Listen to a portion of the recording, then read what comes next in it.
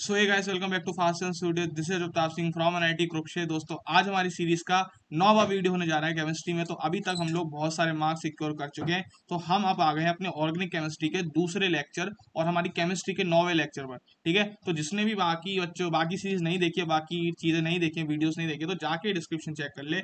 Physics और chemistry दोनों आपको करने हैं अच्छे से, अपने +4 मार्क्स सिक्योर कर ले। तो इस वीडियो में भी हम +4 मार्क्स आपके सिक्योर कर रहे होंगे। ठीक है, +4 मार्क्स हम सिक्योर कर रहे होंगे। तो एंड तक वीडियो को देखना। और आज का जो हमारा टॉपिक है यार, वो रिएक्शन मैकेनिज्म है, जिसमें हर बच्चा हर समय कंफ्यूज रहता है। तो इतनी मैं यहाँ पे गारंटी लेके जा रहा हूँ कि SN1 SN2 E1 E2 E1 CV जितने भी ये टाइप्स ऑफ रिएक्शन होते हैं, यहाँ पे आपको ऐसे ऐसे क्वेश्चन कराऊंगा कि एग्जाम में आप कभी फंसोगे ही नहीं।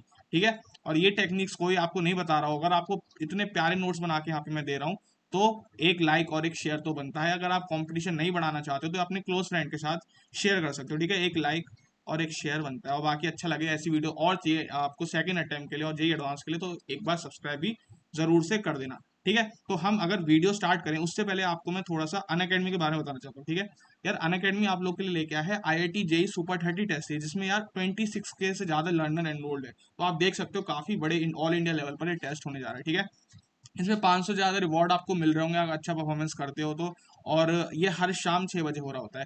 आपको क्या करना है, डिस्क्रिप्शन में लिंक पड़ी है, STUD10 कोड, उसमें लिंक पे क्लिक करके डाल देना है। एकदम ही फ्री में आप एनरोल हो जाओगे। और आपको ये टेस्ट क्यों देना चाहिए भैया, हम क्यों दे इस टेस्ट को? क्योंकि अगर आप एक अब लास्ट के टाइम में आ गए हो, आपको एक फुल एंड फाइनल रिवीजन चाहिए होगा। अगर आप जेई 2022 के बच्चे हो तो आपके लिए बेस्ट चीज रहेगी। और इवन अगर आप अच्छा परफॉर्मेंस करते हो उसमें, तो आपको रिवॉर्ड्स भी मिलने हैं 25,000 तक के। ठीक है, हर हफ्ते।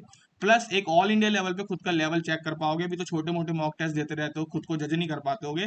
लेकिन जब एक बड़े लेवल पे, ऑल इंडिया लेवल पे आप टेस्ट दे रहे होगे, तो आपको अलग फील आएगी। आप खुद का स्टैंडर्ड चेक कर सकते हो रिवीजन का। प्लस इसमें एक एनालिसिस रिपोर्ट भी आपको मिल रही होती है, जो कि हर टेस्ट के बाद आपको मिलेगी, जिससे आप अपने आप को एनालाइज भी कर सकते हो बहुत ही अच्छे तरीके से। ठीक है, तो जरूर से जाओ, डिस्क्रिप्शन में लिंक पड़ी है और जाके स्टार्ट 10 कोड का यूज करो और एनरोल हो जाओ उसमें। ठीक है, चलो फिर अपनी वीडियो पे वापस आ जाते हैं। ठीक है, तो आज का हमारा जो टॉपिक है दोस्तों, वो आपको साफ साफ स्क्रीन पे दिख रहा है, रिएक्शन मैकेनिज्म।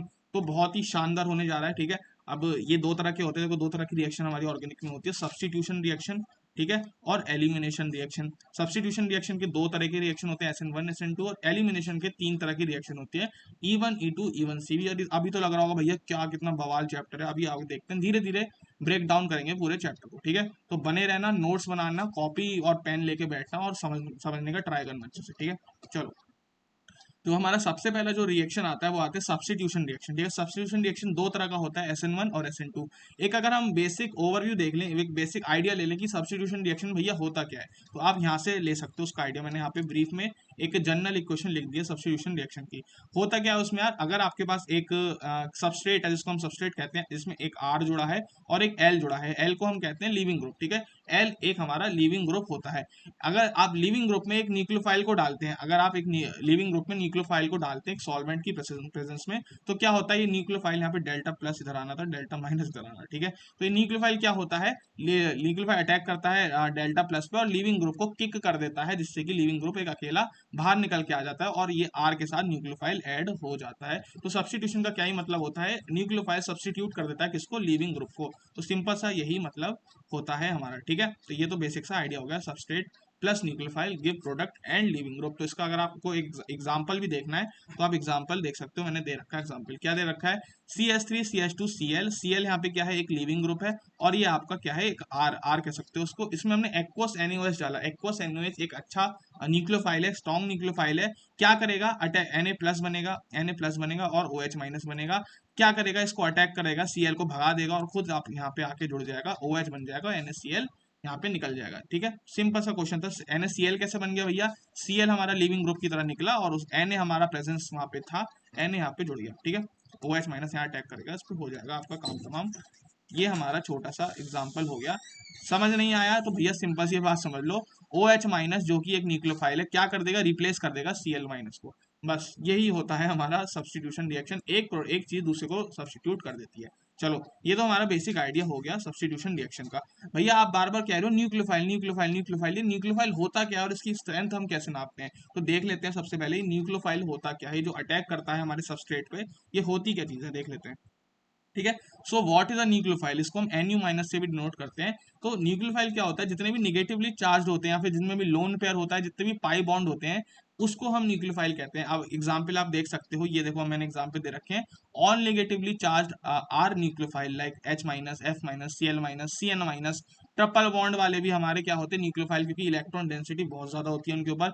लोन पेयर वाले भी हमारे इलेक्ट्रोफाइल होते, वो सॉरी न्यूक्लियोफाइल होते हैं। न्यूक्लियोफाइल का मतलब क्या होता है यार, ऐसा कंपाउंड, ऐसा सब्सटेंस जो जो अपने इलेक्ट्रॉन इजिली डोनेट कर सके, उसको हम कहते हैं nucleophile. The ease of donating electron is known as nucleophilic nature. ठीक है। जितना आसानी से आप अपने इलेक्ट्रॉन को दे सकोगे उतना अच्छा आपका न्यूक्लियोफाइल होगा। इलेक्ट्रॉन रिच होता है वो, ठीक है, न्यूक्लियोफाइल। तो इस बात का आपको ध्यान रखना है, ठीक है। चलो, factors affecting strength of nuclear when electrons of when electron or donor atom delocalized then nucleophilic nature decreases। ये कुछ फैक्टर्स है जो आपके न्यूक्लियोफिलिक नेचर को इफेक्ट करते हैं। क्या करते हैं, देखो आपके पास ये तीन है, तीन कंपाउंड है, एक ये और एक ये। अब आपको दिख रहा होगा यार, O माइनस एक न्यूक्लियोफाइल है, हाँ हमें दिख रहा है भैया नेगेटिव चार्ज है, लेकिन इसका जो नेगेटिव चार्ज है वो डीलोकलाइज हो गया है कहाँ पे, रिंग के डबल बॉन्ड के वजह से, रिंग के रेजोनेंस की वजह से। तो ये जो इलेक्ट्रॉन्स होंगे, ये जो नेगेटिव चार्ज होगा, ये इजिली अवेलेबल नहीं होगा क्योंकि डीलोकलाइज हो गया पूरे रिंग में, इजिली अवेलेबल नहीं होगा, इसलिए सबसे बेकार न्यूक्लियोफाइल हो जाएगी। ऐसे अगर सेकंड कंपाउंड की तरफ बढ़े तो ये जो माइनस चार्ज है ये भी डीलोकलाइज हो गया, ये भी रेजोनेंस में आ गया डबल बॉन्ड के साथ। तो बेसिकली पूरे कंपाउंड में फैल गया चार्ज, इसलिए ये भी इजिली अवेलेबल नहीं होगा। लेकिन ये वाला जो है ये बिल्कुल खुला चार्ज है, ठीक है, खुला चार्ज, इसमें ना तो किसी के साथ रेजोनेंस में, बिल्कुल खाली ऐसी पड़ा हुआ है। यानी कि O माइनस ये जो है न्यूक्लियोफाइल बेस्ट होगा इन सब में से। तो ये इनका ऑर्डर हो जाएगा न्यूक्लियोफिलिक नेचर का, ठीक है। जितना आसानी से इलेक्ट्रॉन डोनेट कर सकता है कोई कंपाउंड, वो उतना ही अच्छा न्यूक्लियोफाइल हो जाएगा। तो पहला फैक्टर ये होता है। दूसरा फैक्टर क्या होता है, more electronegative along the period more is the nucleophilic nature. ठीक है, जितना ज्यादा इलेक्ट्रोनेगेटिव होगा उतना ज्यादा उसका न्यूक्लियोफिलिक नेचर होगा, ठीक है। ये तो सिंपल सी बात है, ये हमारा उसका लिखा हुआ है, ठीक है। चलो, यहाँ पे लेस होगा, ठीक है, यहाँ पे लेस होगा, गलत लिख दिया मैंने, यहाँ पे लेस होगा। जितना ज्यादा इलेक्ट्रोनेगेटिव होगा अलोंग द पीरियड उतना कम होगा। क्यों, देखो रीजन देख लेते हैं। मान लो आपके पास CS3 है, CS3 माइनस है, और आपके पास NH2 माइनस है, इन दोनों में कंपेयर कर लेते हैं।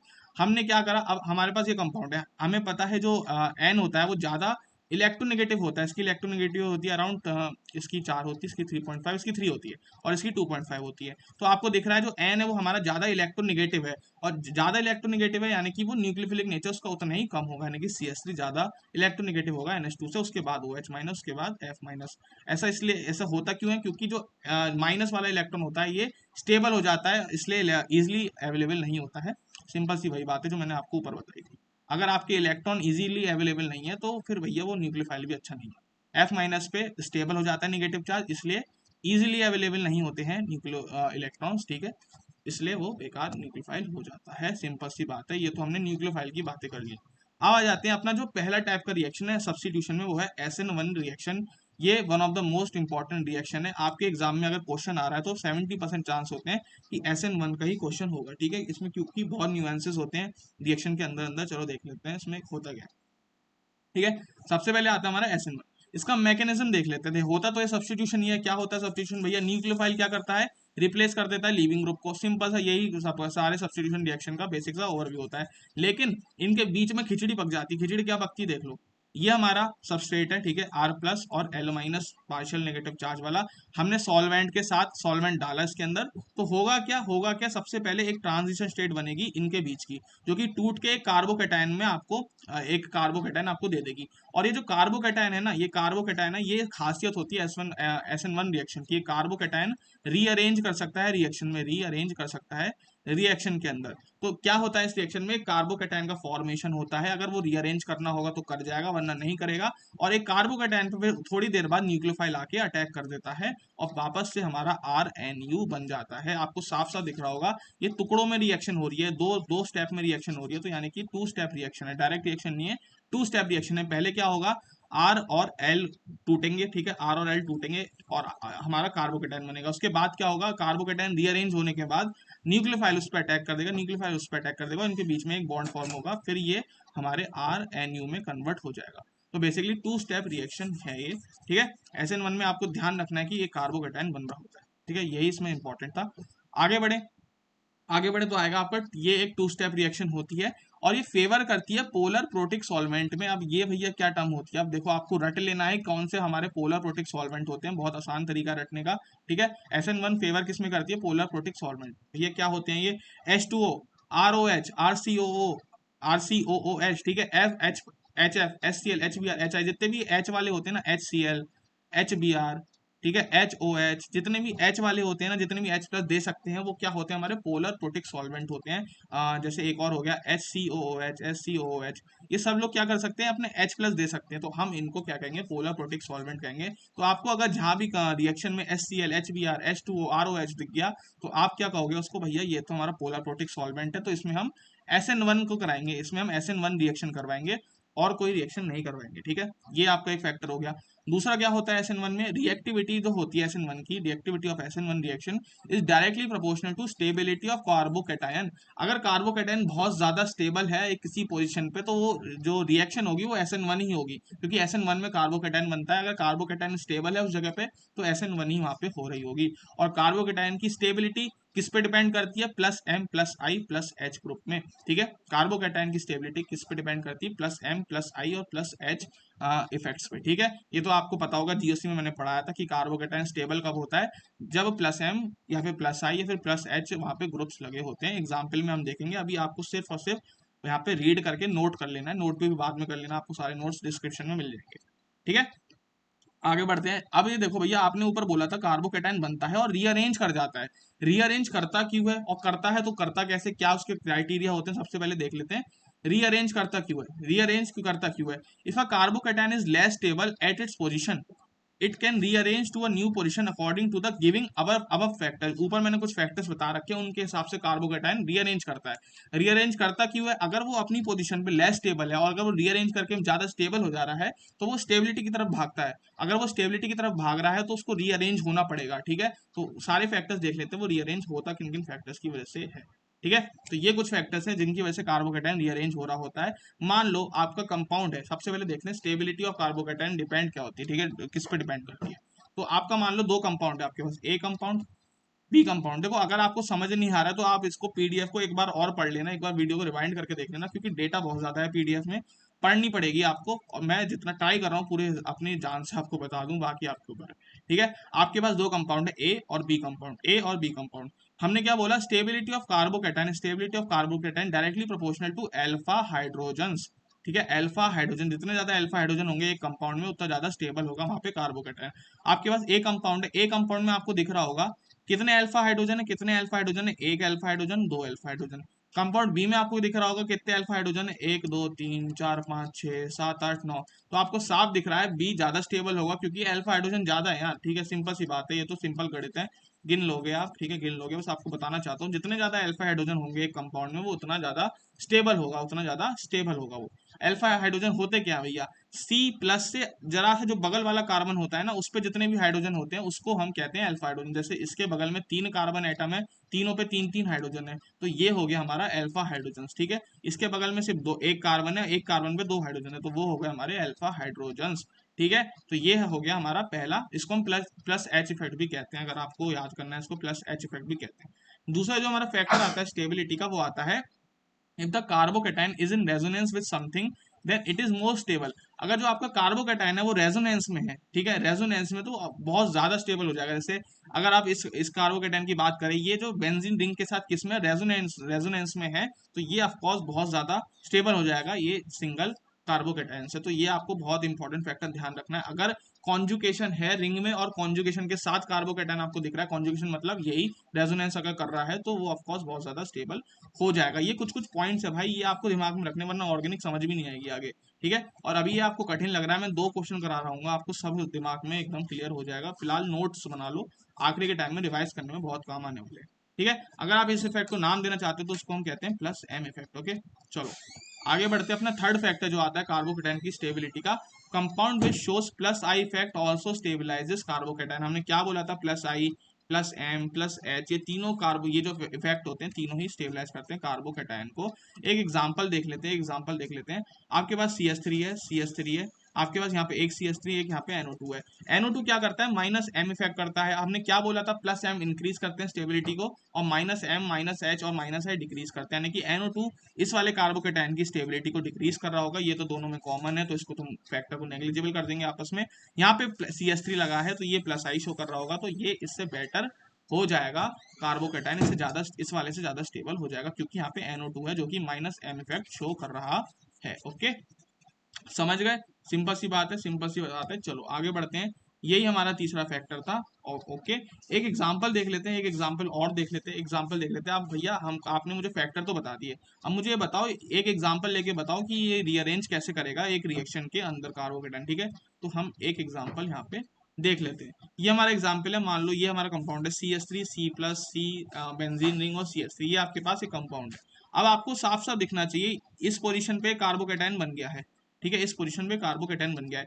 क्या ये रीअरेंज होके एक बेटर कार्बोकेटाइन बन सकता है? बेटर मतलब एक ज्यादा स्टेबल कार्बोकेटाइन बन सकता है रीअरेंज होके। ठीक है, रीअरेंज होके जस्ट मान लेते हैं ये कार्बोकेटाइन यहाँ से होके यहाँ पे होता, ये कार्बोकेटाइन यहाँ ना होके यहाँ पे होता। ठीक है, ये कार्बोकेटाइन यहाँ ना होके इस वाले कार्बन पे होता, तो आपको साफ साफ दिख रहा है अगर कार्बोकेटाइन यहाँ पे ना होके यहाँ पे होता, ठीक है, इस वाले कार्बन पे होता, तो साफ दिख रहा है आपको ये इस रिंग के साथ रेजोनेंस में हो जाता, यानी कि ज्यादा स्टेबल हो जाता।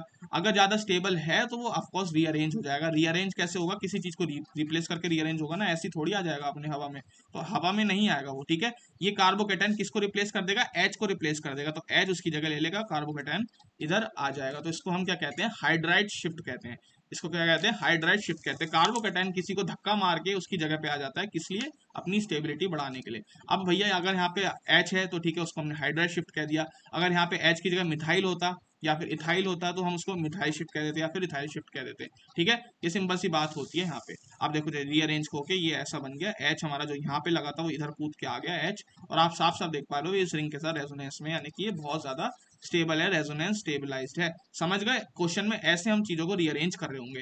ठीक है, अब भैया मान लो हमारे पास यहाँ पे एक अगला एग्जांपल ले लेते हैं, अगला एग्जांपल ले लेते हैं। यहाँ पे मैंने लिखा है ईज ऑफ शिफ्ट। ये कार्बोकेटाइन धक्का मार किसको अच्छे से धक्का मार के निकल सकता है, H प्लस को सबसे अच्छे से धक्का मार के निकल सकता है। उसके बाद बेंजीन को सबसे आसानी से धक्का मार के निकल सकता है। उसके बाद CH3 को, उसके बाद C2H5 को। आपको ऑर्डर याद रखना है, जरूरत भी नहीं है ज्यादा। ठीक है, इतना समझ लो कि अगर H को धक्का मार रहा है कार्बोकेटाइन ऐसे करके, तो सबसे आसानी से H अपनी जगह से जा सकता है। उसके बाद बेंजीन रिंग, उसके बाद CH3, उसके बाद C2H5 and so on. Okay, चलो एक और एग्जांपल देख लेते हैं हम रीअरेंजमेंट का।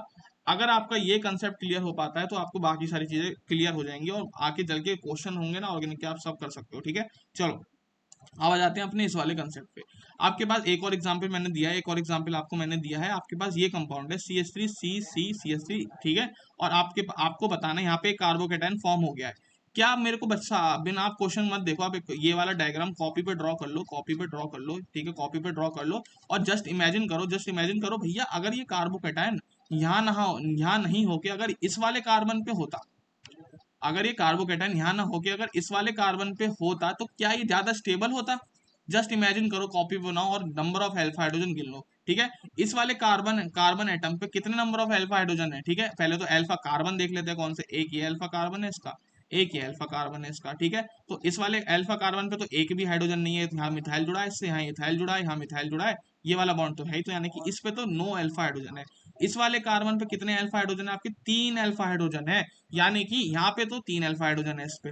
अगर ये रीअरेंज होके यहाँ पे आ जाए, यहाँ पे आ जाए, ठीक है, यहाँ पे आ जाए, अरे इसको रब करो। ठीक है, अगर ये जो कार्बोकेटाइन रीअरेंज होके इस वाले कार्बन पे आ जाए, तो कितने अल्फा हाइड्रोजन इस पे हो जाएंगे, एक बार गिन के देख लेते हैं कितने हो जाएंगे। ठीक है, ये देखो रीअरेंज होके इस पे आ गया। अब भैया मेरे को ये बताओ, ठीक है, अब मेरे को ये बताओ, कौन मुझे बच्चा बताएगा, अगर ये कार्बोकेटाइन इस यहाँ पे आ रहा है तो ये किसी को फेंकेगा भी तो, किसको फेंकेगा भी हमने बताया था, ईज ऑफ फेंकना है। ठीक है, ease of shift, ease of फेंकना भी कह सकते हैं। तो किसकी होती सबसे ज्यादा, CH3 की बेटर होगी C2H5 से, यानी कि C2H5 को CH3 को ये फेंक देगा, C2H5 को नहीं फेंकेगा, तो यानी कि CH3 भाग के इधर जाएगा और तुम्हारा कार्बोकेटाइन इस कार्बन पे आ जाएगा। ठीक है, समझ गए, पूरा मैं ट्राई कर रहा हूँ हमको समझ आ जाए जल्दी से जल्दी, नहीं तो 3-3 4-4 दिन तक लोग पढ़ाते हैं इसको। ठीक है, चलो तो आपने देखा CH3 हमने कुदा दिया यहाँ पे, तो देखो कूद के इधर आ गया CH3, और यहाँ पे इसकी जगह प्लस चार्ज ने ले ली। अब जरा इसके नंबर ऑफ अल्फा हाइड्रोजन गिनो, अब जरा इसके नंबर ऑफ अल्फा हाइड्रोजन गिनो, कितने, 3 अल्फा हाइड्रोजन। दो अल्फा हाइड्रोजन और तीन अल्फा हाइड्रोजन, यानी कि कितने हो गए, 3 4 5 6 7 8, ठीक है, 7 8 8 अल्फा हाइड्रोजन हमारे हो गए, यानी कि ऑफकोर्स ये 6 अल्फा हाइड्रोजन से तो ज्यादा ही स्टेबल है दोस्तों, ठीक है, ज्यादा ही स्टेबल है, 6 तो नहीं है यहाँ पे 3 ही है, ठीक है, 3 ही है अल्फा हाइड्रोजन, इसके पास कार्बन और कोई है ही नहीं ना, हाँ तो 3 है यहाँ पे, 3 से तो ज्यादा स्टेबल हो, सॉरी 8 अल्फा हाइड्रोजन ज्यादा स्टेबलाइज कर देंगे इस कंपाउंड को as compared to 3 alpha hydrogen, ठीक है, as compared to 3 alpha hydrogen. भैया जिसको गिनने नहीं आ रहे हैं अल्फा हाइड्रोजन वो डूब मरे, क्योंकि अभी हमने 3 बार बता चुका हूं उनको, देख लेते हैं फिर भी। इस कार्बन के एडजेसेंट पे 3 हाइड्रोजन, देखो 3 दिख रहे हैं, इस कार्बन पे 2 अल्फा हाइड्रोजन, ठीक है, इस वाले एडजेसेंट कार्बन के कितने हाइड्रोजन है, इसके हाइड्रोजन है 2 3, इसके तो नहीं है यार, यहाँ पे 5 आना चाहिए, ठीक है, यहाँ पे 5 आना चाहिए, तो इसको रब कर लो, यहाँ पे 3 नहीं है, क्योंकि इसके तो एक दो, एक दो तीन, यहाँ पे कुछ गड़बड़ कर दी हमने, अच्छा, तो प्लस, अरे यहाँ पे हमने बैलेंसी पूरी फिल नहीं करी है, ठीक है, बैलेंस यहाँ पे पूरी फिल नहीं करी है, ऐसा होगा, एक हमने हाइड्रोजन यहाँ पे मिस कर दिया, ठीक है, एक हमने हाइड्रोजन यहाँ पे मिस कर दिया, यहाँ पे एक हाइड्रोजन आना था, ओके, एक मिनट साफ साफ बना देते हैं, हल्की सी मिस्टेक हो गई डायग्राम में, हमने कार्बन को पूरी तरह से उसको हाइड्रोजन नहीं पिलाया, ठीक है, बाकी सब ठीक है, बाकी सब आपने बिल्कुल कंसेप्ट सही समझा कि इसको शिफ्ट करके इधर आ जाएगा, नंबर ऑफ अल्फा हाइड्रोजन गिन लेंगे, ठीक है, ये कार्बन है, इस पे 3 बॉन्ड होंगे ना और एक प्लस चार्ज होगा, तो एच यहाँ पे एक जुड़ेगा, ठीक है, अगर हम यहाँ इस पोजीशन पे इसके अल्फा हाइड्रोजन गिने तो कितने आएंगे, ठीक है, कितने आएंगे, कार्बन से जुड़े इस पे तो कोई नहीं है, तो 3 ही आएंगे, ठीक है, यहाँ पे 3 ही आएंगे। अब ये रीअरेंज कर गया तो यहाँ पे एक एच तो जुड़ा ही हुआ है, यहाँ पे एक एच तो जुड़ा हुआ है, ठीक है, यहाँ पे एक एच तो जुड़ा ही हुआ है, अब देख लेते हैं कितने इसके अल्फा हाइड्रोजन होंगे, ठीक है, इस यहाँ से 3 निकल के आए, ठीक है, यहाँ से 2 निकल के आए, और यहाँ से कितने निकल के आए, 1 निकल के आया, तो 3 4 5 6, यानी कि यहाँ पे 1 होगा और यहाँ पे 6 होंगे, और इधर 3 ही होंगे, ठीक है, चलो, तो ये सिंपल सा हो गया, हल्की सी गलती हो गई थी, ओके, बाकी कंसेप्ट वही था, चलो आगे बढ़ जाते हैं अपने सेकंड टाइप ऑफ रिएक्शन में, जो है हमारे SN2 रिएक्शन। SN2 रिएक्शन हमने SN1 में क्या देखा था, SN1 में हमने क्या देखा था, रीअरेंज हो रहा था, कार्बोकेटाइन बन रहा था, लेकिन SN2 की यही खासियत है, इसमें रीअरेंजमेंट नहीं होता है, इसमें क्या करता है, सीधा सीधा आपको ये चीज दिखेगी, अरे रे रे रे, ठीक है, हाँ, आपको सीधा सीधा आपको ये सबस्ट्रेट दिखेगा, सीधा न्यूक्लियोफाइल अटैक करेगा, सीधा सीधा ही निकल जाएगा, और सीधा सीधा एक ट्रांजिशन स्टेट बनेगी, और आपका फाइनली ये लिविंग ग्रुप के रूप में बाहर निकल जाएगा, कोई भी इसमें बीच का कार्बोकेटाइन नहीं बनता है, ठीक है, कोई कार्बोकेटाइन नहीं बनता है, सीधा न्यूक्लियोफाइल अटैक करके इसको भगा देता है, और खुद न्यूक्लियोफाइल आके जुड़ जाता है, सिंपल बन जाता है सब्स्टिट्यूशन रिएक्शन, ठीक है, बस आपको इतना ध्यान रखना है, बीच में ट्रांजिशन स्टेट बनती है, ठीक है, ये बॉन्ड फॉर्म हो रहा होता है और ये बॉन्ड टूट रहा होता है, ये बॉन्ड फॉर्म हो रहा होता है और ये बॉन्ड टूट रहा होता है, और टूट के निकल जाता है और ये फॉर्म हो जाता है, ठीक है, ट्रांजिशन स्टेट बनती है, कोई भी यहाँ पे बीच में जुड़ता नहीं है, ठीक है, कार्बोकेटाइन नहीं बनता है, ठीक है, इसको हम लीविंग ग्रुप कहते हैं, आपको पता ही है ऊपर, चलो आगे बढ़ते हैं, आगे बढ़ते हैं, और अब आते हैं अपने ये तो हमारा सबसे पहले मैकेनिज्म हो गया, SN2 का अगला अगला देखते हैं, वन स्टेप होती है रिएक्शन, ट्रांजिशन स्टेट फॉर्म बनी है, ठीक है, मैंने बताया आपको कोई भी कार्बोकेटाइन नहीं बनता है, एक ही स्टेप में रिएक्शन पूरी हो जाती है, चलो ठीक है, आगे बढ़ते हैं, सी जो हमारा आता है वो है favoured by polar aprotic solvent. Polar aprotic solvent कौन से होते हैं, हमने ऊपर देखा था, पोलर प्रोटिक को SN1 फेवर करता है, पोलर एप्रोटिक को हमारा SN2 फेवर करता है। पोलर एप्रोटिक कौन से होते हैं, आपको ये एग्जांपल याद रख लेने हैं, एसीटोन, DMSO और DMF, ठीक है, यही सबसे ज्यादा सॉल्वेंट जो होते हैं, सबसे ज्यादा यूज होते हैं SN2 कराने के लिए, एसीटोन, DMSO, DMF, ठीक है, एसीटोन, DMSO, DMF, ओके, चलो, फेवर्ड बाय स्ट्रॉन्ग न्यूक्लियोफाइल, ये भी बहुत इंपॉर्टेंट फैक्टर है, अगर आपके रिएक्शन में न्यूक्लियोफाइल बहुत स्ट्रॉन्ग है, स्ट्रॉन्ग कैसे पहचानते हैं, मैंने यहाँ पे आपको फैक्टर बताए थे न्यूक्लियोफिलिसिटी के, ठीक है, ये तरीके हैं एक स्ट्रॉन्ग न्यूक्लियोफाइल को पहचानने के, ठीक है, ये मैंने ऊपर बताया था, आपको रिवाइज कर लेना जाके, अगर आपकी न्यूक्लियोफाइल बहुत ज्यादा स्ट्रॉन्ग है तो SN1 की जगह SN2 होगा, ठीक है, SN2 को हमेशा आप प्रेफर करोगे, ठीक है, किसको प्रेफर करोगे आप, SN2 को हमेशा प्रेफर करोगे जब आपकी न्यूक्लियोफाइल स्ट्रॉन्ग है।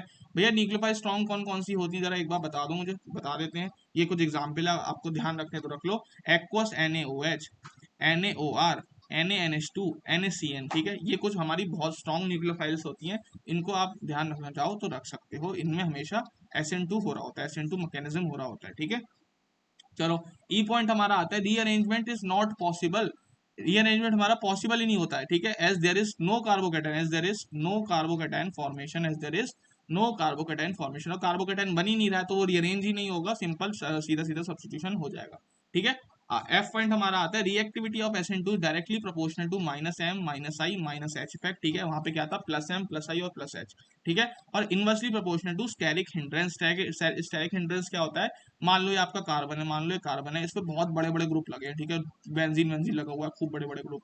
तो जो न्यूक्लियोफाइल आएगी, जो न्यूक्लियोफाइल आप इस पे आके अटैक करेगा, वो हिंड्रेंस फील करेगा, भैया इधर से भी इतना हिंड्रेंस है, इधर से भी धक्का मारा जा रहा है, न्यूक्लियोफाइल को आने नहीं दिया जा रहा है, इधर से भी नहीं आने दिया जा रहा है, लिविंग ग्रुप पे अटैक ही नहीं कर पा रहा है, उसको ही हम कहते हैं स्टेरिक हिंड्रेंस।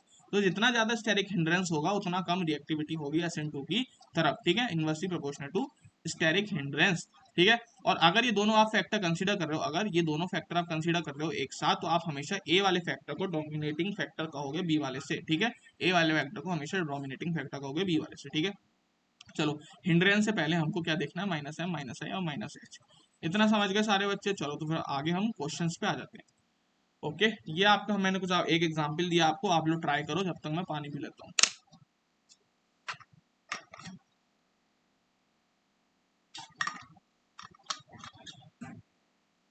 ओके, चलो ट्राई कर लिया होगा आप लोग ने। आपको क्या करना है, इसको अरेंज करना है किसके, SN2 के ऑर्डर में। तो सारे बच्चे जल्दी से अरेंज कर दो इसको SN2 के ऑर्डर में। टाइम नहीं लगना चाहिए आपको, बिल्कुल भी टाइम नहीं लगना चाहिए। चलो, अगर ओके, चलो स्टार्ट करते हैं। सब बहुत ही इजी क्वेश्चन है, बहुत ही इजी क्वेश्चन है, आपको साफ साफ दिख रहा होगा। हमारा जो ए है, इसमें लिविंग ग्रुप हमें ये दिया गया है, और हमारा जो आर है वो ये है, ठीक है। अब आपको साफ साफ दिख रहा होगा, ये जो है इतनी बड़ी बड़ी चीजें यहाँ पे लगी हैं, इतनी बड़ी बड़ी चीजें यहाँ पे लगी हैं। तो आपको भैया, अंधे नहीं हो तो सब दिख रहा होगा, इतनी बड़ी चीज है, यानी कि स्टेरिक हिंड्रेंस बहुत ज्यादा है, ठीक है। हाँ,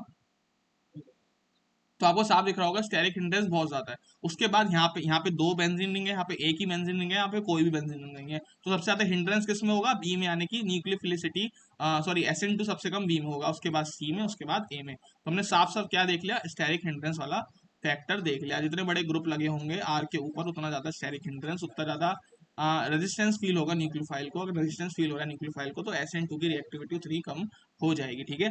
चलो, एक इजी सा एग्जांपल था, इजी सा एग्जांपल था। अब आ जाते हैं हमारे एलिमिनेशन, ठीक है। हमारी SN1 हो गई, SN1 कंप्लीट हो गई, और हमने SN2 भी कंप्लीट कर ली। अब हमारा एलिमिनेशन शुरू हो जाता है, हमारा एलिमिनेशन शुरू हो जाता है, ठीक है।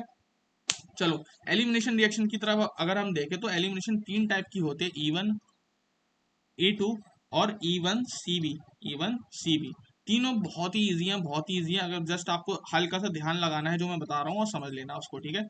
चलो, ओके, तो E1 रिएक्शन, सबसे पहले हम E1 की बात करेंगे। E1 रिएक्शन का सबसे पहले तो मैकेनिज्म देख लेते हैं, अगर होता क्या भी है मैकेनिज्म, ठीक है। ध्यान से सुनना, थोड़ी टेक्निकल बातें होंगी, ध्यान से सुनना, ठीक है। आपका ये हमारा सबस्ट्रेट है, ठीक है, ये हमारा क्या है, सबस्ट्रेट है।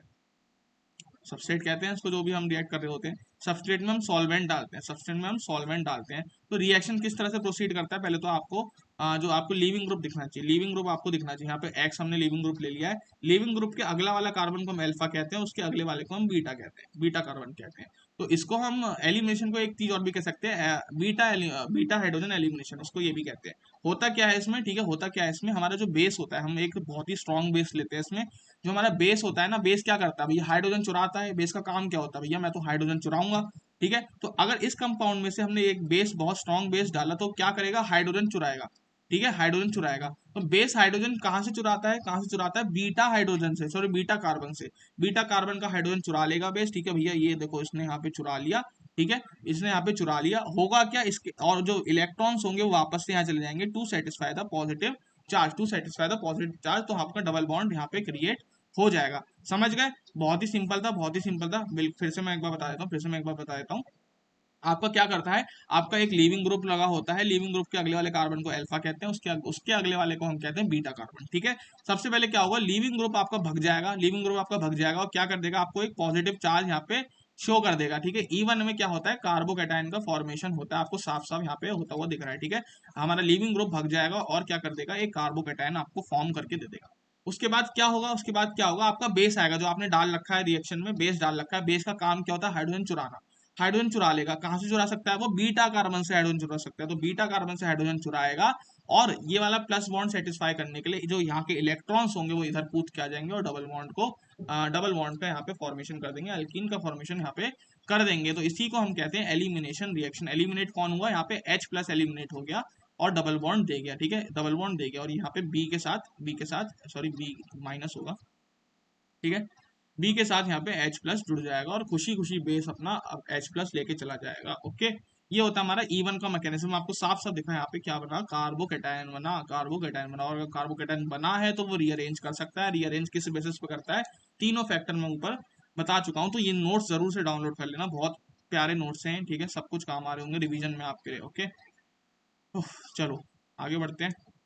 फेवर्ड बाय वीक बेस, अगर आपका बेस वीक है, अगर आपका बेस वीक है तो आपका SN1 प्रेफर होगा, सॉरी E1 प्रेफर होगा, SN1 नहीं E1 प्रेफर होगा, अगर आपका जो बेस है वो वीक है। ठीक है, वीक बेस में कौन कौन आते हैं भैया, H2 एक बेस है, बेस है हमारा, NH3 एक वीक बेस है हमारा, पिरिडीन बहुत ही इंपॉर्टेंट कंपाउंड है, ये हमारा एक वीक बेस में कहलाता है। अगर ये तीनों कंपाउंड यूज हो रहे हैं, ठीक है, ये जो आपका B माइनस है ना, अगर ये पिरिडीन है या फिर H2O है या फिर NH3 है, तो क्या होगा, तो क्या होगा आपका E1 फेवर होगा, E2 फेवर नहीं होगा। ठीक है, ये कुछ आप याद कर सकते हो, RNH2, R2N, C2H5OH, अगर ये सारी चीजें आपको दी गई है तो ये वीक बेस कहलाएंगे, और वीक बेस में E1 प्रेफर करते हैं हम करना। ठीक है, रेट इज इन, अगला पॉइंट आता है हमारा, rate of E one is directly proportional to stability of carbocation, क्योंकि कार्बोकेटाइन फॉर्म हो रहा है, अगर फॉर्म अच्छे से हो जा रहा है, स्टेबल है कार्बोकेटाइन, तो रिएक्टिविटी रेट ऑफ इवन बढ़ जाएगा। सीधी सी बात है, सिर्फ SN1 में देखा था, वैसे हम इवन में यहाँ पे देख रहे हैं। टू स्टेप मैकेनिज्म, ठीक है, टू स्टेप मैकेनिज्म कैसे, पहले तो कार्बोकेटाइन फॉर्म हुआ था, ठीक है, पहला स्टेप ये हुआ था, दूसरा क्या हुआ था, लीविंग ग्रुप, ठीक है, लीविंग ऑफ ग्रुप, दूसरा क्या हुआ था, हमारा जो ग्रुप था वो लीव हो गया था। तो सिंपल सा फॉर्मेशन है, दो स्टेप का रिएक्शन है। ठीक है, H प्लस का एलिमिनेशन है, ठीक है, पहले कार्बोकेटाइन बना, उसके बाद H प्लस का एलिमिनेशन हुआ बेस के द्वारा। ओके, चलो, दो स्टेप रिएक्शन है, दो स्टेप रिएक्शन होती है, कौन सी, E1 रिएक्शन, इसमें क्या होता है, कार्बोकेटाइन का फॉर्मेशन होता है। ये आपका बेसिक सा ओवरव्यू हो गया। ठीक है, E1 रिएक्शन आपकी वहां पे कंप्लीट होती है। अब आते हैं हमारे E2 रिएक्शन पे। E2 रिएक्शन क्या सी होती है भैया, देखो इसमें भी बेस यूज हो रहा होता है, ठीक है, इसमें भी हम हीट कर रहे होते हैं, हीट करो ना करो, ठीक है, कुछ नहीं, पर लेकिन यहाँ पे क्या होता है, ये एक अगर बेस जो है वो स्ट्रॉन्ग बेस है, ये बेस अगर एक स्ट्रॉन्ग बेस है तो होगा क्या, सिंगल स्टेप रिएक्शन हो जाएगी, सिंगल स्टेप रिएक्शन हो जाएगी, कोई भी कार्बोकेटाइन फॉर्म नहीं होगा, वो मैकेनिज्म वही होगा। ठीक है, मैकेनिज्म वही होगा, मैकेनिज्म वही होगा। यहाँ से क्या होगा, आपका लीविंग ग्रुप, उसमें मैंने लिविंग ग्रुप ऊपर बनाया था लेकिन इसमें नीचे बना दिया, एक ही बात है। ठीक है, ये आपका लिविंग ग्रुप के अगला वाला कार्बन अल्फा हाइड्रोजन, उसके अगला वाला बीटा हाइड्रोजन। ठीक है, अल्फा हाइड्रोजन से क्या होगा, लिविंग ग्रुप भाग जाएगा, प्लस चार्ज तो उसमें होता था, लेकिन यहाँ पे प्लस चार्ज नहीं होगा, यहाँ पे सीधा सीधा हैंड टू हैंड ये इसको ले जाएगा और सीधा सीधा डबल बॉन्ड दे जाएगा। यहाँ पे कोई भी प्लस चार्ज नहीं बनता है, कोई भी यहाँ पे बीच में पॉज नहीं आता है प्लस चार्ज के लिए। ओके, तो सिंपल सा आपको दिख रहा होगा, ये भगेगा, ये यहाँ पे इलेक्ट्रॉन छोड़ेगा और बी इसको उठा के ले जाएगा। ठीक है, बी इसको उठा के ले जाएगा और ये आपका फाइनली कंपाउंड बन जाएगा। ये तो निकल गया आपका, H प्लस भी भाग गया, डबल बॉन्ड यहाँ पे बन गया, सिंपल सी बात है। ठीक है, कोई कार्बोकेटाइन यहाँ पे फॉर्म नहीं होता है। E2 रिएक्शन में स्ट्रॉन्ग बेस हम लेते हैं। ठीक है, ये देखो मैंने यहाँ लिख भी रखा है, no formation of carbocation, no formation of carbocation, और ये सिंगल स्टेप रिएक्शन होती है, सिंगल स्टेप रिएक्शन होती है, बीच में ट्रांजिशन स्टेट बन रही होती है, तो आपको ध्यान रखना है। ठीक है, और उसके बाद भैया दूसरा पॉइंट आता है, फेवर्ड बाय स्ट्रॉन्ग बेस, जैसे अभी मैंने बताया स्ट्रॉन्ग बेस है तो क्या होगा, SN2 को हम प्रेफर करेंगे। स्ट्रॉन्ग बेस कौन से होते हैं, एल्कोहलिक NaOH, एल्कोहलिक KOH, ठीक है, BaOH का whole twice, NaNH2, NaCN etcetera, ये सारे हमारे होते हैं बहुत ही ज्यादा स्ट्रॉन्ग बेस, बहुत ज्यादा स्ट्रॉन्ग बेस हो रहे होते हैं। ठीक है, अब कंफ्यूज मत हो जाना, ऊपर ऊपर जो हमने SN2 में पढ़ा था ना, वो क्या था, एक्वस NaOH था, एक्वस NaOH था, एक्वस KOH था। ठीक है, वो एक्वस KOH, एक्वस NaOH था, वो न्यूक्लियोफाइल थे। ठीक है, यहाँ पे हम बेसिस की बात करें तो हम एल्कोहलिक लेते हैं, हम एल्कोहलिक लेते हैं, ये बहुत बच्चे कंफ्यूज रहते हैं इन चीजों में। यहाँ पे हम एल्कोहलिक ले रहे हैं, एल्कोहलिक ले रहे हैं, एल्कोहलिक NaOH, एल्कोहलिक KOH, जहाँ भी आपको एल्कोहलिक NaOH KOH दिखेंगे वो बहुत ही ज्यादा स्ट्रॉन्ग बेसिस होंगे, और अगर वो स्ट्रॉन्ग बेस है तो वो E2 को प्रेफर करेंगे। ठीक है, चलो, ये आपके कुछ, ये भी बहुत इंपॉर्टेंट है, BaOH का होल्ड ट्वाइस, ये भी बहुत स्ट्रॉन्ग बेस होता है, तो इसको भी आपको ध्यान रखना है भैया, कंफ्यूज मत हो जाना। अगर ये आपको सॉल्वेंट दे रहे हैं तो आपको तुरंत क्लिक होना चाहिए भैया, यहाँ तो SN2 हो रहा होगा, कोई भी कार्बोकेटाइन नहीं बनेगा, सीधा डबल बॉन्ड लग जाएगा H प्लस का और लिविंग ग्रुप का एलिमिनेशन हो गया। ठीक है, अगला जो हमारा पॉइंट आता है वो आता है reactivity. Reactivity of E2 reaction directly proportional to stability of transition state, क्योंकि ट्रांजिशन स्टेट बन रही होती है, अगर आसानी से बनेगी ट्रांजिशन स्टेट तो भैया हमारा E2 भी आसानी से फीजिबल होगा। स्टेबिलिटी ऑफ अल्कीन, जो अल्कीन आपकी फाइनली बनती है, अल्कीन मतलब जो डबल बॉन्ड आपका क्रिएट होता है, अगर ये स्टेबल है बहुत ज्यादा, इस जगह पे स्टेबल है बहुत ज्यादा, तो ऑफकोर्स आपका E2 एलिमिनेशन हो रहा होगा वहां पे। और inversely proportional to steric hindrance, अगर वहां पे बहुत सारा स्टेरिक हिंड्रेंस है तो भैया वो E2 का जो रिएक्टिविटी होगी वो कम हो जाएगा, जितना ज्यादा स्टेरिक हिंड्रेंस होगा उतनी ज्यादा रिएक्टिविटी E2 की कम हो जाएगी। ये कुछ पॉइंट्स आपको ध्यान में रखने हैं। अब सीधा क्वेश्चन पे आ जाते हैं, नहीं क्वेश्चन से आने से पहले एक एक चीज तो रह गई, एक चीज तो रह गई। E1 हमारा हो गया, E2 हमारा हो गया, हमारा जो आखिरी आता है वो आता है E1CB, एलिमिनेशन को जो आखिरी आता है वो आता है E1CB। भैया देख लेते हैं, आ जाओ। ये एक अच्छा जेई में बहुत क्वेश्चन आते हैं, इसको एज अ एक्सेप्शन की तरह जेई देता है। ठीक है, अभी मैं आगे आपको क्वेश्चन भी करा रहा हूँ, आपका सब कुछ यहाँ पे क्लियर हो जाएगा। ठीक है, चलो चलो आगे बढ़ते हैं। कितने मिनट की वीडियो हो गई यार, ज्यादा लंबी वीडियो हो गई, कोई दिक्कत की बात नहीं है। डिटेल अगर शुरुआत में समझ ली ऑर्गेनिक में तो आगे चल के दिक्कत नहीं होने वाली है। ठीक है, चलो E1CV की अगर हम बात करें, मैकेनिज्म सेम एज E2। इसका जो मैकेनिज्म होता है सेम एज E2 होता है। डिफरेंस क्या होता है, इसमें हॉफमैन प्रोडक्ट बन रहा होता है। ठीक है, दो तरह के प्रोडक्ट होते हैं हॉफमैन प्रोडक्ट। भैया घबरा मत जाना, कुछ नाम डरावना सा लेकिन है बहुत आसान चीज, तो सुन लो यार, घबराओ मत। ठीक है, 40 मिनट तो भैया साथ में बैठो, घबरा के भाग जाओगे तो फायदा क्या है। दूसरा होता है हमारा set zip product, set zip product. भागना नहीं है, डरा के, कोई डरावने नाम है बस ये। ठीक है, क्योंकि इन लोग ने इनको खुद का नाम दे दिया बेसिकली। ठीक है, तो जो E2 रिएक्शन होता है ना, E2 रिएक्शन होता है उसमें सेट जिप बनता है। सेट जिप का क्या मतलब होता है देख लेते हैं। सेट जिप का क्या मतलब होता है, ये देखो मैंने यहाँ नीचे दे रखा है। ठीक है, सेट जिप का क्या मतलब होता है मैंने यहाँ नीचे दे रखा है। तो हमने क्या बोला, E1C में तो हॉफमैन बनता है, लेकिन हम पहले देख लेते हैं हॉफमैन और सेट जिप होते कौन से। ठीक है, अगर आपका ये कंपाउंड है C, ठीक है, ठीक है, C उस पर एक लीविंग ग्रुप लगाया, उसके बाद एक और C लगाया। ठीक है, तो आपको साफ दिख रहा होगा, साफ दिख रहा होगा, इस अल्फा कार्बन के दो बीटा कार्बन है, एक ये बीटा कार्बन है और एक ये बीटा कार्बन है। ये दो बीटा कार्बन हो गए। ठीक है, दो बीटा कार्बन हो गए। और ठीक है, चलो आगे बढ़ते हैं, आगे बढ़ते हैं, ये तो हो गया। उसके बाद E2 अगर इसमें एलिमिनेशन करेंगे तो क्या होगा, X लीव कर देगा और इन दोनों बीटा कार्बनों में से क्या होगा, एक H+ निकल जाएगा और यहाँ डबल बॉन्ड दे जाएगा। अगर अगर ये जो बीच में कार्बन, सॉरी, बीच में अगर डबल बॉन्ड आता है तो वो कौन सा प्रोडक्ट आएगा, सेट जे प्रोडक्ट, जो कि हम मेजर प्रोडक्ट बनाते हैं E2 में। ठीक है, जो कि हम मेजर प्रोडक्ट बना रहे होते हैं E2 में। लेकिन अगर इसका उल्टा हो जाता है, अगर इसका उल्टा हो जाता है, इस वाले बीटा कार्बन से एलिमिनेशन नहीं होता है, ठीक है, इस वाले बीटा कार्बन से एलिमिनेशन हो जाता है H+ का, तो भैया ये वाला प्रोडक्ट बनेगा, ये वाला प्रोडक्ट बनेगा। ठीक है, इसको हम क्या कहेंगे, हॉफमैन प्रोडक्ट। अगर ये वाला प्रोडक्ट बनेगा तो वो वहां पे E1CV रिएक्शन हो रही होगी। ठीक है, E1CV रिएक्शन हो रही होगी। ठीक है, इसको हम कहते हैं टर्मिनल अल्कीन। अगर टर्मिनल अल्कीन, कोने वाली अल्कीन बन रही है तो भैया वो कौन सी रिएक्शन से बन रही होगी, E1CV से। ठीक है, E2 से नहीं बन रही होगी। E2 से हमेशा कौन सी बनती है, बीच वाली अल्कीन्स बन रही होती है। ओके, चलो यही छोटा सा डिफरेंस होता है इन दोनों में, E2 में और E1C में, E2 में और E1C में। मैकेनिज्म तो वही है, सेम टू सेम दोनों का। ओके, चलो आगे बढ़ते हैं, आगे बढ़ते हैं, आगे बढ़ते हैं। ओके, चलो E1CV हैपेंस ओनली में। अब देखो, अब भैया आपने बताया E1CV हो तो जाती, होती क्यों है E1CV, कौन सा रिएजेंट यूज हो रहा होता है E1CV होने के लिए। तो E1CV होने के लिए ये तीन कंडीशन होती हैं। तीनों ऐसी के ऐसे ही रट लो, एग्जाम में ऐसी के ऐसे ही पूछ लिया जाएगा और आप ऐसी के ऐसे ही गलत करके आ जाओगे, मुझे पता है। ठीक है, इसलिए मैं कह रहा हूँ रट लो इनको। पहला क्या होता है, पहला E1CV कंडीशन क्या होती है, when leaving group is -F, sorry F और OTS। ठीक है, इसे हम टोसाइलेट आयन कहते हैं, इसके हम टोसाइलेट आयन कहते हैं। ठीक है, TS- जो होता है इसको हम टोसाइलेट आयन कहते हैं। ठीक है, F और अगर टोसाइलेट आयन है तो क्या हमारा E1CV 110% हो रहा होगा। ये एक बहुत बेकार लिविंग ग्रुप है, ये भी एक बहुत बेकार लिविंग ग्रुप है। अगर लिविंग ग्रुप तुम्हारा इतना बेकार है, ठीक है, तो तुम्हारा क्या होगा, E1CV हो रहा होगा वहां पे। ओके, ये हमारा पहला पॉइंट आ गया। ठीक है, सेकंड पॉइंट आता है व्हेन बेस इज बल्की। जो हमने बेस यूज करा वो बहुत ही बल्की बेस है। जो हम बेस यूज करते हैं ना, B- जो हाइड्रोजन चुराता है आके बीटा एलिमिनेशन करता है, वो बहुत ही बल्की बेस है यार, बहुत ज्यादा बल्की बेस है। जैसे टर्ट ब्यूटाइल ऑक्साइड, इसको हम कहते हैं टर्ट ब्यूटाइल ब्यूटा ऑक्साइड। ये बहुत ही बल्की बेस है, बहुत ज्यादा बड़ा बेस होता है। ठीक है, इसमें चार चार ब्यूटा ऑक्साइड लगे होते हैं, तो क्या होता है, ये बहुत बल्की बेस की वजह से E1CV करवा देता है। तीसरा जो आता है व्हेन लीविंग ग्रुप इज बल्की, अगर लीविंग ग्रुप ही बल्की है, अगर जो हमारा देखो लिविंग ग्रुप हमारे यहाँ पे पुअर था, यहाँ पे लिविंग ग्रुप अगर बल्कि बहुत बड़ा सा लिविंग ग्रुप है, तो भी भैया हमारा E1CV हो रहा होगा। एग्जाम्पल याद कर लो, क्योंकि यही पूछे जाते हैं। ठीक है, ये एग्जाम्पल और ये एग्जाम्पल और ये एग्जाम्पल, ठीक है, ये यही पूछे जाते हैं। आपको जहां भी ये तीन चीजें दिख गई, इनमें से कोई भी दिख गई, सीधा E1CV बनानी है, सीधा टर्मिनल अल्कीन बनानी है। और अगर नहीं दिखी तो हमको E2 वाली अल्कीन बनानी होती है। ठीक है, चलो आगे बढ़ते हैं, आगे बढ़ते हैं। ठीक है, in all these cases Hofmann product will form. Hofmann किसमें बनता है, E1CV में बनता है। अब ये तो सारी चीजें हो गई आपकी E1 E2 और E1CV की। अब आपको एक नोट याद रखना है, इन एक बहुत ही इंपॉर्टेंट नोट याद रखना है। ठीक है, बहुत ही इंपॉर्टेंट नोट याद रखना है। क्या नोट याद रखना है आपको, चलो देख लेते हैं भैया क्या नोट याद रखना है। ठीक है, in all reactions if a conjugated product can form then make that ignoring all the factor। जितने भी मैंने आपको फैक्टर बताया कि भैया हॉफमैन बन रहा है, ठीक है, ये टोसाइलेट आयन यूज हो रहा है, टर्ट ब्यूटाइल ऑक्साइड यूज हो रहा है, स्ट्रॉन्ग बेस है भैया, अगर ये सब आपको दिया गया है, लेकिन आपकी जो फाइनल अल्कीन बन रही है, जैसे यहाँ पे अगर हम देखें, अगर आपकी ऐसी अल्कीन बन रही है जिसमें कॉन्जुगेशन है, जिसमें रेजोनेंस हो सकता है। रेजोनेंस कैसे देखा मैंने, pi sigma pi, pi sigma pi. अगर ऐसा आपका फॉर्मेशन आ रहा है अल्कीन का, तो आपको वही अल्कीन बनानी है, ठीक है। एक एग्जांपल और देख लेते हैं।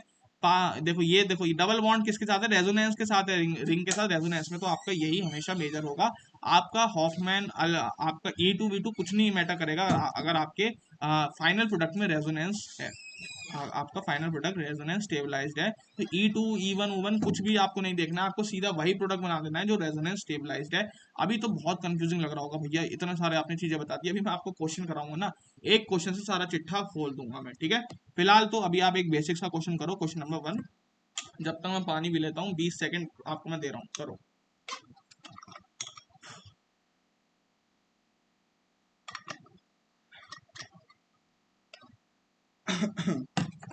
तो होपफुली तुम लोग ने कर लिया होगा। पहला क्वेश्चन HBr आपको दिख रहा है, HBr आपको दिख रहा है, कैसा है ये, पोलर प्रोटिक सॉल्वेंट है। अभी मैंने ऊपर बताया था आपको, HBr, HCl, HI, ये क्या होते हैं, हमारे पोलर प्रोटिक सॉल्वेंट होते हैं दोस्तों, ठीक है। पोलर प्रोटिक सॉल्वेंट होते हैं। तो अगर पोलर प्रोटिक सॉल्वेंट है तो कौन सा प्रोडक्ट मेजर होता है, SN1 वाला हमारा मैकेनिज्म आगे फॉरवर्ड हो रहा होता है, ठीक है। तो SN1 यहाँ पे करा देते हैं, ठीक है। SN1 हम करा देते हैं यहाँ पे, चलो करा देते हैं। ये आपका कंपाउंड है, गलत बन गया, इसको हटाओ। ये हाँ, ये आपका कंपाउंड है, ठीक है। आपका H प्लस आपको दिया गया है, H प्लस, ठीक है। अटैक किधर करेगा, H प्लस यहाँ अटैक कर सकता है, और H प्लस यहाँ अटैक कर सकता है, और H प्लस यहाँ अटैक कर सकता है, और H प्लस यहाँ अटैक कर सकता है, ठीक है। अटैक करके प्लस माइनस चार्ज बन जाएगा, ठीक है। तो अब ये बताओ भैया, H प्लस अटैक किधर करेगा, कार्बोकेटाइन फॉर्म किधर होगा, यहाँ फॉर्म होगा, यहाँ फॉर्म होगा, यहाँ फॉर्म होगा, या फिर यहाँ फॉर्म होगा, ठीक है। कार्बोकेटाइन हमने बोला था जितना ज्यादा डिग्री होगी उतना ज्यादा स्टेबल होगा, फिर जितना ज्यादा अल्फा हाइड्रोजन होंगे उतना ज्यादा स्टेबल होगा। आप बना, तो आपको साफ साफ दिख रहा है 3 डिग्री कार्बोकेटाइन अगर बनेगा तो सबसे ज्यादा स्टेबल हो रहा होगा, ठीक है। तो हम 3 डिग्री कार्बोकेटाइन बना देंगे, ठीक है। हम 3 डिग्री कार्बोकेटाइन बना देंगे, बना दो, बना दो। ये देखो, ये और ये यहाँ पे कार्बोकेटाइन बन गया, यहाँ पे डबल बॉन्ड ऐसी का ऐसी रह गया, और यहाँ पे माइनस चार्ज आ जाएगा, ठीक है। यहाँ पे हम माइनस चार्ज लगा देंगे क्योंकि यहाँ पे प्लस चार्ज हमने डाल दिया। लगाओ भी मत, ऐसे ही छोड़ दो, क्या ही दिक्कत है, आगे चल के जुड़ ही जाएगा, ठीक है। अब आपके पास H प्लस हमने जोड़ दिया, अब आपके पास Br माइनस है कंपाउंड में, तो Br माइनस भैया यहाँ पे आके सीधा सीधा जुड़ जाएगा, जो कि HBr तुमको बना के दे देगा। सिंपल सी बात है, सिंपल सी बात है, बिल्कुल भी कंफ्यूज नहीं होना है। 3 डिग्री कार्बोकेटाइन हमेशा बनेगा। उसके बाद देखिए 3 degree is greater than 2 degree is greater than 1 degree in terms of carbocation stability. सबको समझ आ गया होगा जहां तक मैं समझ पा रहा हूँ, ओके। चलो, बहुत इजी क्वेश्चन था, बहुत इजी क्वेश्चन था। मेजर प्रोडक्ट बताना था, आपने बता दिया, ठीक है।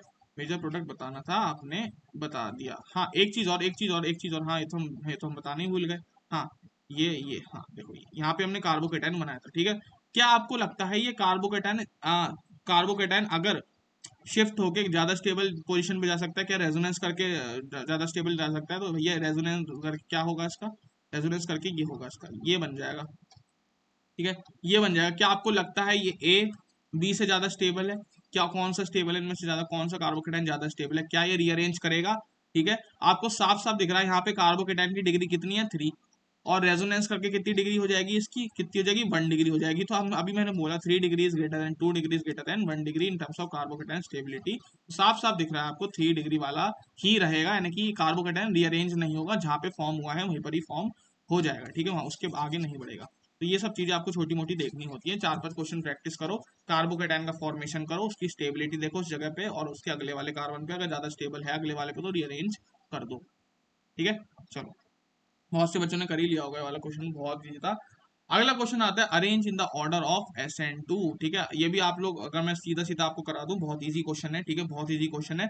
मैंने क्या बोला था आपको, देखो ये प्लस आई इफेक्ट शो कर रहा है, ये भी प्लस आई शो कर रहा है, Me है, CH3 है, तो ये भी प्लस आई इफेक्ट शो कर रहा है, ये भी प्लस आई शो कर रहा है, ये भी प्लस आई कर रहा है कि यहाँ पे 3 प्लस आई है, ठीक है, यहाँ पे 2 प्लस आई है, और यहाँ पे 1 प्लस आई है, ठीक है। तो आपको साफ साफ दिख रहा है SN2 की स्टेबिलिटी कौन बढ़ाते हैं, कौन बढ़ाते हैं, ध्यान लगाओ। मैंने ऊपर क्या बताया था, -I -M और -H, ठीक है। कहाँ चला गया SN2, देखो मैंने बताया था SN2 की रिएक्टिविटी -M -I और -H बढ़ाते हैं, लेकिन यहाँ तो हमारे पास प्लस है, यहाँ तो हमारे पास प्लस है। कहाँ चला गया क्वेश्चन, ये रहा।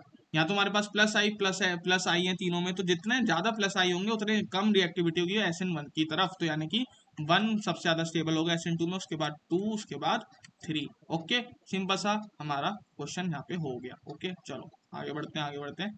आगे हमारा क्वेश्चन आता है, ये देखो, ये मैंने ये कंपाउंड काट देना, यहाँ पे कुछ भी नहीं है। ये आपका क्वेश्चन है बहुत ही शानदार, इसको आप कह सकते हो बाप क्वेश्चन है, ठीक है। बाप क्वेश्चन है, बाप क्वेश्चन है, ये जिसने कर लिया उसको पूरा चैप्टर समझ आ गया। और ठीक है, बहुत मजेदार क्वेश्चन है। सब लोग ट्राई करो, पूरा टाइम लेके ट्राई करो, और मुझे इसका आंसर सब बच्चे सही है, ऊपर वाला सबको समझ आ गया होगा, ठीक है। चलो इसको ट्राई करो सब बच्चे।